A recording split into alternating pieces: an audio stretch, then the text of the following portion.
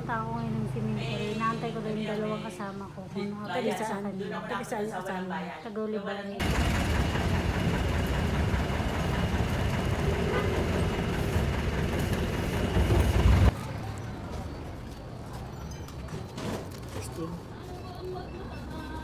Ate.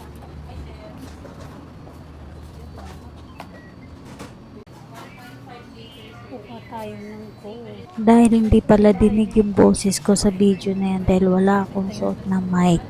Bali si Heart Heart ay napanaginipan ko na mayroon siyang cake tapos ibabaw nun mayroong mga KitKat. Tapos naisipan ko dahil pupunta nga ako ng sementeryo kaya binilihan ko siya ng KitKat at ang paborito niyang Coke. So habang nagantay ako sa mga katropa niya na mga kumari ko din, so yan, bumubulong-bulong ako dyan kasi sa panaginip ko hindi ako binigyan ng heart ng cake. Kaya sabi ko baka nagpaparamdam siya na gusto niya ng KitKat. Kaya pinapakita ko yung KitKat dyan. Alam niyo ba na simula nung nawala si Heart, lagi siyang dumadalaw sa panaginip ko. Lagi niya akong inaakay sa isang lugar tapos parang gusto niya akong sama sa pupuntahan niya.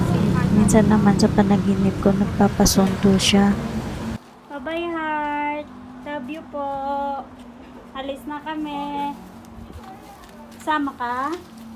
At bago kami tuluyan magsiwian sa kanya-kanya naming bahay, nagkaayaan kami pumunta ng Robinson. At ito na nga, kami ay nilibre ni Ginger. Thank you so much sa napakabait ko at umaangat-angat na kumare. Balang araw at ako'y gaganti din sa'yo, kaya thank you.